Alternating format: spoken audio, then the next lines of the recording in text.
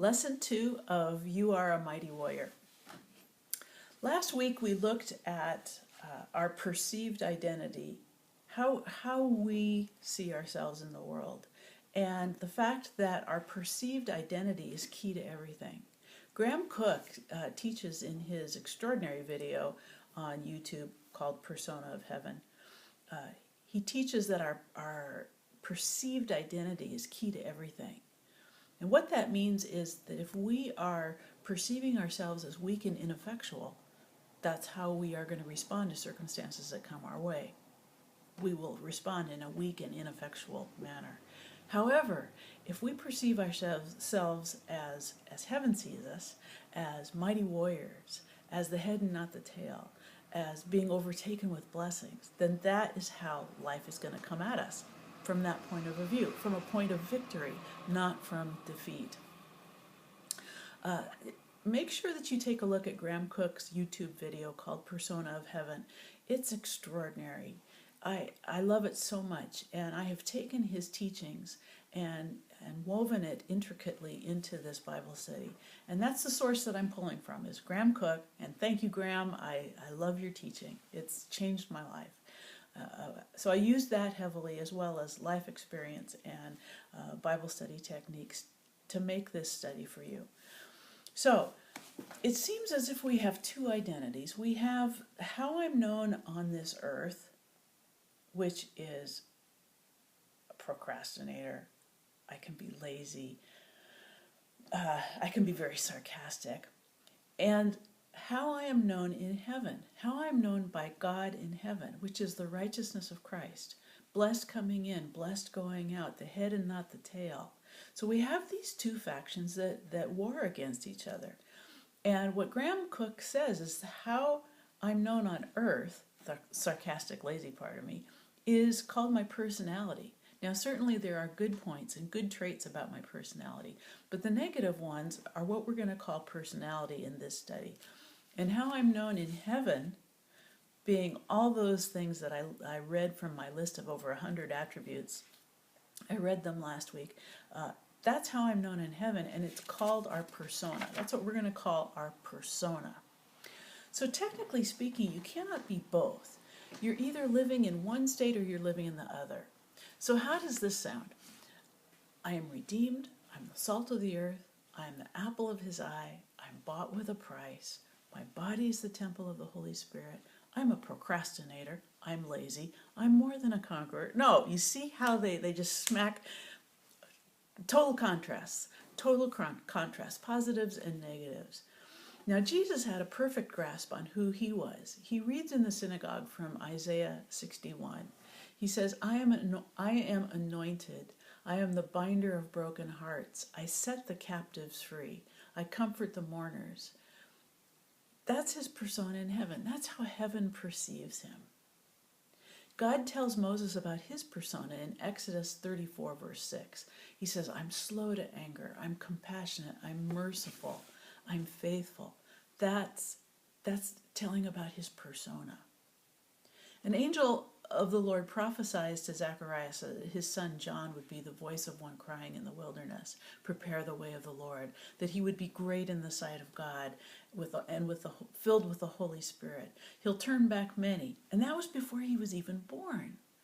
So imagine that. John the Baptist is born knowing what his true heavenly persona is, and he's able to walk in that from birth. How fantastic that must have been. Now, what I'm trying to say in these classes is that you are a mighty warrior. You are right now a mighty warrior. I'm prophetically speaking over you and saying you are a mighty warrior. It's true in heaven that you are more than a conqueror and that you are a mighty warrior. So your challenge is to start believing it and start walking in it right now. You have the mind of Christ. No weapon formed against you shall prosper. You are called to live a holy life. You have overcome the world. That's truth. And it's true whether you choose to believe it or not. Now, last week I gave you over 100 things that are true about you. Which ones did you list out as special to you? The assignment was that you were to choose a minimum of 3. Which ones resonate with you? Which ones did you practice this last week, speaking out into the universe? Now I want to hear them right now. Speak them to me right now. That is your heavenly persona right there. What you just spoke, heavenly persona. When you refuse these truths and start speaking and acting from the perspective of your earthly personality, from your victim mentality, does God listen to that? Does he sympathize with it? No, never. He will always view you and he will always address you according to your heavenly persona. Wow. So tonight, our theme is that a mighty warrior says, no more excuses.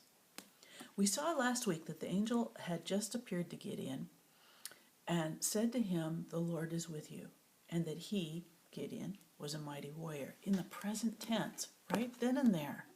It certainly didn't look like the Lord was with him. There'd been 7 years of incredible oppression by the hands of their enemies. And every time they tried to plant a crop or raise their livestock, the enemy would come swooping in and destroy everything. The people were asking, where is God in all this? It certainly didn't feel like any of them were mighty warriors. They were oppressed. Gideon was threshing his wheat inside of a wine press so no one would see him. And he also has a list of excuses as to why he's not a mighty warrior. The angel addresses him according to his heavenly persona. And notice that Gideon counters with his earthly personality. Let's read Judges 6, verses 12 through 24. When the angel of the Lord appeared to Gideon, he said, the Lord is with you, mighty warrior. Verse 13. Pardon me, my Lord, Gideon replied, but if the Lord is with us, why has all this happened to us? Where are all his wonders that our ancestors told us about when they said, did not the Lord bring us up out of Egypt? But now the Lord has abandoned us and given us into the hand of Midian. The Lord turned to him and said, go in the strength you have and save Israel out of Midian's hand. Am I not sending you? Verse 15. Pardon me, my Lord, Gideon replied, but how can I save Israel? My clan is the weakest in Manasseh and I'm the least in my family. The Lord answered, I will be with you, and you will strike down all the Midianites, leaving none alive. Gideon replied, if now I have found favor in your eyes, give me a sign that it's really you talking to me. Please do not go away until I come back and bring my offering and set it before you. And the Lord said, I will wait until you return. Gideon went inside, prepared a young goat, and from the ephah of flour he made bread without yeast. Putting the meat in a basket and its broth in a pot, he brought them out and offered them to him under the oak. The angel of God said to him, take the meat and the unleavened bread, place them on this rock, and pour out the broth. And Gideon did so. Then the angel of the Lord touched the meat and the unleavened bread with the tip of the staff that was in his hand. Fire flared up from the rock, consuming the meat and the bread, and the angel of the Lord disappeared. When Gideon realized that it was the angel of the Lord, he exclaimed, alas, sovereign God, I have seen the angel of the Lord face to face. But the Lord said to him, peace, do not be afraid, you are not going to die. So Gideon built an altar to the Lord there and called it, the Lord is Peace. To this day it stands in Ophrah of the Ezrites. So notice here that Gideon totally ignores the mighty warrior part and focuses on the part of what the angel says is, which was, the Lord is with you. Really? If he's with me, why am I hiding in this wine press? Why have we been oppressed for 7 years? Why did the Midianites come and take everything, every provision we have? Where's the evidence of God's presence? I think it's really interesting that the angel of the Lord does not answer this question. There's so much the angel could have said as to why it didn't seem like God was with them, but Gideon's argument here shows his personality. He says, I am the weakest of the weak. God cares nothing about Gideon's personality, about how he feels about this.